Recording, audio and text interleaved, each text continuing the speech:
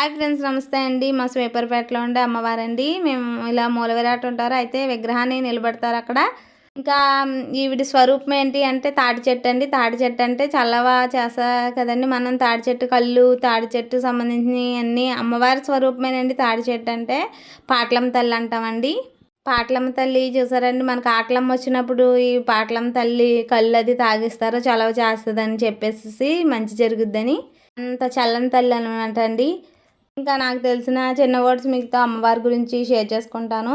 అందరూ అమ్మవార్ల గురించి, 101 దేవతల గురించి, పూజ మనం చేసినా చేయకపోయినా, నైవేద్యాలు పెట్టినా పెట్టకపోయినా, పొరపాటు సరిగ్గా జరిగించినా జరిగించకపోయినా కరుణించేది ఒకే ఒక్క అమ్మవారండి. ఆవిడే మనకి ఈ 101 దేవతల అమ్మకి అంత కరుణ ఉంటుందంటే, అంత జాలి ఉంటుంది. మన అమ్మ మనల్ని ఎలా చూసుకుంటుందో అంత దయార్థ హృదయాలు ఎవరంటే ఈ అమ్మవార్లేనండి.